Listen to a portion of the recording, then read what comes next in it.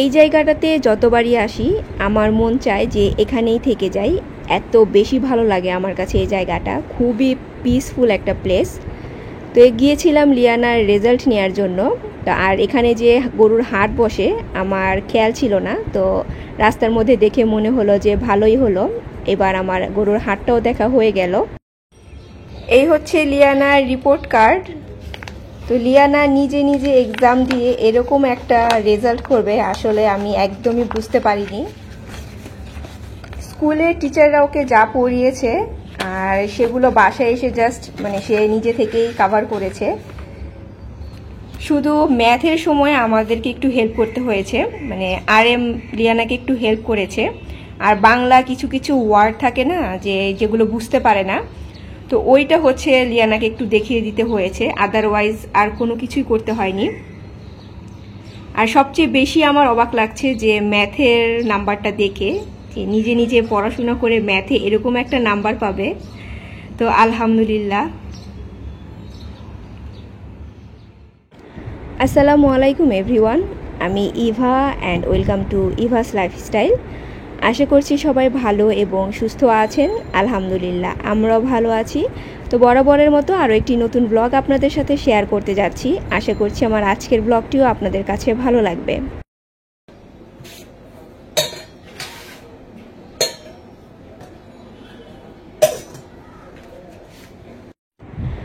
Last ব্লগটি যেখানে শেষ করেছিলাম, আজকেরটা তার পরের দিন থেকে আবার শুরু করলাম। তবে আজকে আমার কোনো ব্লগ দেওয়ার একদমই ইচ্ছা ছিল না, যেহেতু আজকে চাঁদ রাত। বাট দুইটা কারণে আমাকে আজকে ব্লগ শেয়ার করতে হচ্ছে। লিচুর সিজনটা এত কম থাকে যে কি বলবো, দেখা যায় যে মাত্র কয়েকবার লিচু খাওয়ার পরই সিজনটা একদমই চলে যায়। তো লিয়ানার তো মনে হয় যে লিচু খেয়ে মনই ভরে না, যতদিন লিচু থাকে প্রতিদিনই কিন্তু একটু একটু করে সে খাচ্ছে। তারপরও কিছুদিন পর যখন শেষ হয়ে যায় তখন কিন্তু সে খুব মন খারাপ করে।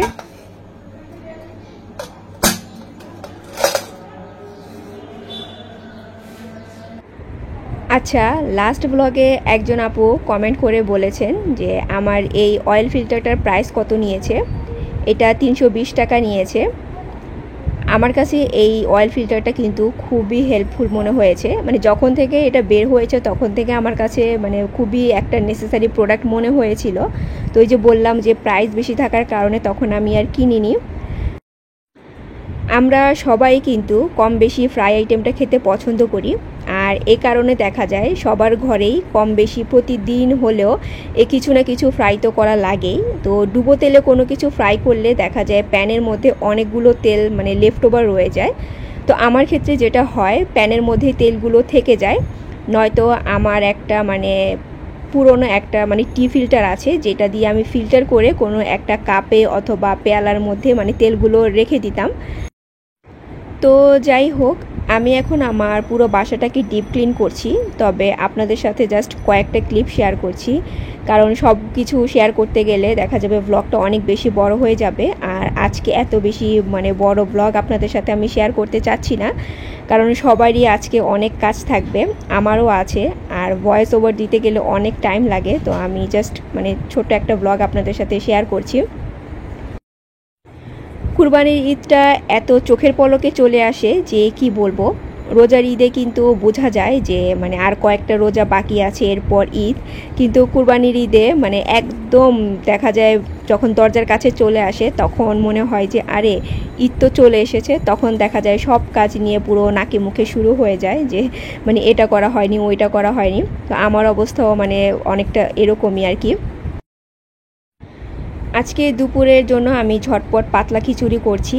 তো নর্মালি দেখা যায় ওয়েদার সুন্দর থাকলে কিংবা শীতের দিনে মোস্ট অফ টাইম আমার চিকেন বিরিয়ানি, মাটন বিরিয়ানি এই ধরনের বিরিয়ানি তেহারিই খাওয়া হয়। ভুনা খিচুড়ি আর পাতলা খিচুড়িটা তেমন একটা খাওয়া হয় না। তো আজকের ওয়েদারটা ভালো, তাই মনে হলো যে আজকে আমি পাতলা খিচুড়ি করি। আর খিচুড়িটা হচ্ছে একদম চিকেনের সাথে যে মিক্স করে করা, সেভাবেই করব।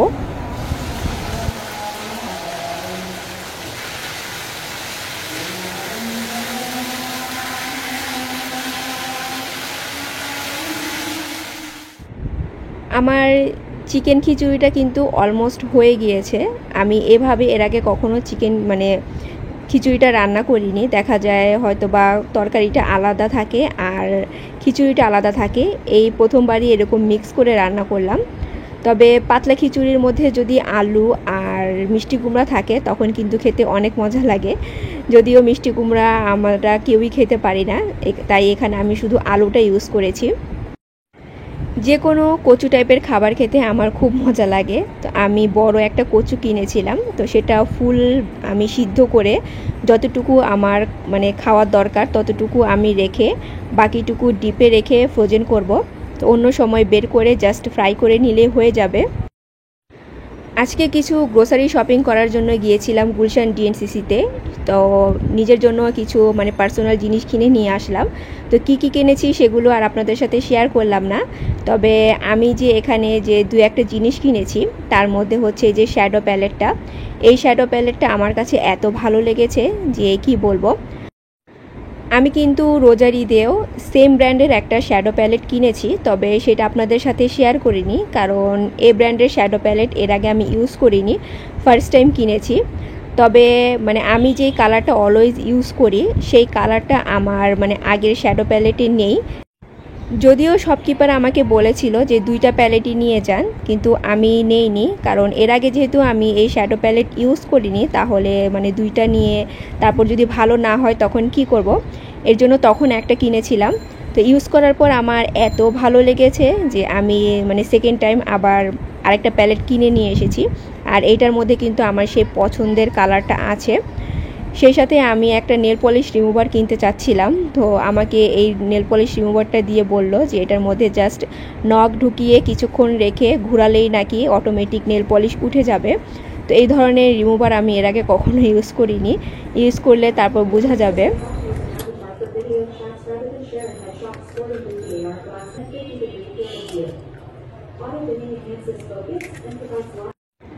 আমি এখন কিছু খাবার ফ্রোজেন করব কারণ ঈদের পরে দেখা যায় সব দোকানপাট তো বন্ধ থাকে আর ইনস্ট্যান্ট এটা সেটা খেতে ইচ্ছে করে। যদিও বিফ সবার ঘরেই থাকে কম বেশি, তারপরও সবসময় বিফ খেতে ভালো লাগে না, মাঝে মধ্যে একটু ডিফারেন্ট টাইপের কিছু খেতে ইচ্ছে করে। তো এর জন্য মনে হলো কিছু খাবার বানিয়ে ফ্রোজেন করে রাখি। আর তেমন স্পেশাল কোনো কিছুই না, মানে একদম ইজি একটা স্ন্যাক্স আজকে বানাচ্ছি।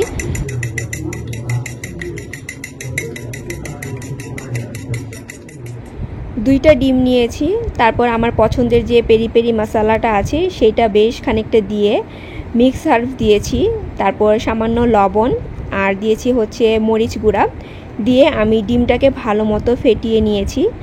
আর এখন দিয়ে দিচ্ছি হচ্ছে দুধ। এখন দুধ আর ডিমটাকে আমি আবার একটু ভালো মতো মিক্স করে নিব। ডিমের মধ্যে দুধ দিলে হয় কি, আজকে যে আমি ব্রেড দিয়ে মানে স্ন্যাক্সটা বানাবো তো ডিমটা ব্রেডের মধ্যে খুব কম সোক করে নেয়, আর দুধ দিলে দেখা যায় যে মানে এই মিক্সচারটা একটু বেশি বেড়ে যায়। তো অনেকগুলো দেখা যায় যে রোল কিন্তু খুব ইজিলি বানানো যায়, এর জন্য আমি ডিমের মধ্যে সবসময় একটু দুধ ইউজ করি। তো এখন আমি হচ্ছে যে ব্রেডগুলো আছে সেটার যে চারপাশে ব্রাউন কালারের যে সাইডগুলো থাকে সেগুলো কেটে নিচ্ছি। সেই সাথে আমার লাগবে হচ্ছে ব্রেড ক্রাম্ব আর সসেজ। মানে খুবই ইজি একটা নাস্তা, সবাই মানে বানাতে পারে, বাচ্চারাও এই ধরনের নাস্তা বানাতে পারে। এই রোলগুলো বানাতে বানাতে আমি কিছু কমেন্টে রিপ্লাই দেই। আমি কিন্তু বেশ কয়েকটা মানে ব্লগ ধরে কমেন্টে রিপ্লাই দিতে পারছি না। তো দেখা যায় যে ব্লগ রিলেটেড কথা বলতে বলতে আমার আর কোয়েশ্চেনগুলো মনে থাকে না, তাই আর অ্যান্সারগুলো দেওয়া হয়ে ওঠে না। তো আজকেও আমার তেমন কোনো কোয়েশ্চেন মনে নেই, জাস্ট লাস্ট ব্লগের মানে দুই একটা কোয়েশ্চেন মনে আছে, তো ভাবলাম যে রিপ্লাই দিয়ে দেই। আমি যে মানে ক্যাসেরোল অথবা সসপ্যানটা কিনেছি, তো বেশ কিছু আপু এটার প্রাইস জানতে চেয়েছেন।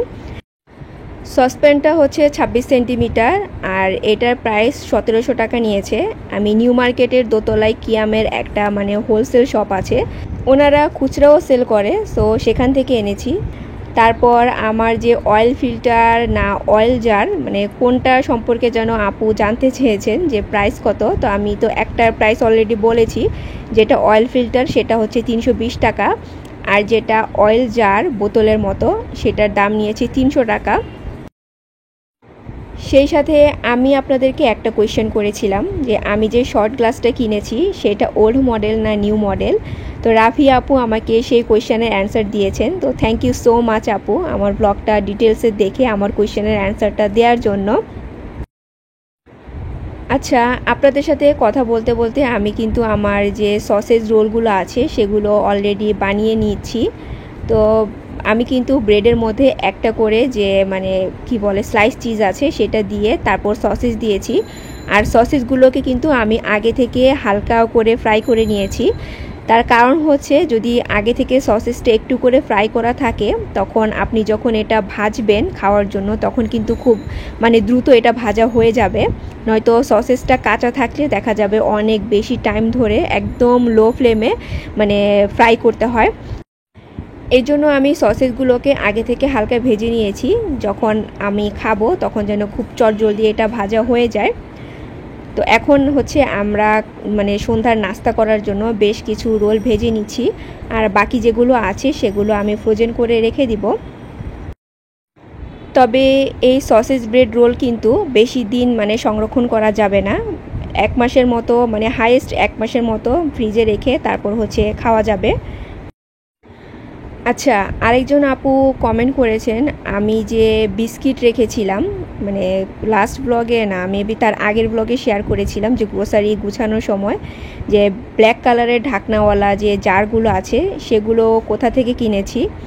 তো এগুলো হচ্ছে আমি যে কলকাতা গিয়েছিলাম তো আসার সময় সেখান থেকে নিয়ে এসেছি। এগুলো আপনারা বিভিন্ন অনলাইন পেজেও পাবেন, তাছাড়া দারাজেও আছে, কিন্তু সেখানে প্রাইসটা একটু বেশি। তো আর আমি খুব কম দামে কিন্তু কলকাতা থেকে এগুলো নিয়ে এসেছিলাম অর্গানাইজার বক্স। তো এই যে আপনাদের সাথে কথা বলতে বলতে আমার রোলগুলো কিন্তু ভাজা হয়ে গিয়েছে। তবে এই রোলটা ইনস্ট্যান্ট বানানো গেলেও কিন্তু খেতে খুবই মজা লাগে। আর কেন জানি ব্রেড দিয়ে যে কোনো ধরনের স্ন্যাক্সই বানানো হোক না কেন সেটা খেতে একটু বেশি মজা লাগে পার্সোনালি আমার কাছে, মানে যেটা মনে হয়। আজকে তো হচ্ছে চাঁদ রাত, তো ঈদের কয়দিন পর আপনাদের সাথে ব্লগ শেয়ার করতে পারবো জানি না। তো যাই হোক, ঈদের অগ্রিম শুভেচ্ছা জানিয়ে আজকের মতো আপনাদের কাছ থেকে বিদায় নিয়ে নিচ্ছি। So take care and always love yourself. আল্লাহ হাফেজ।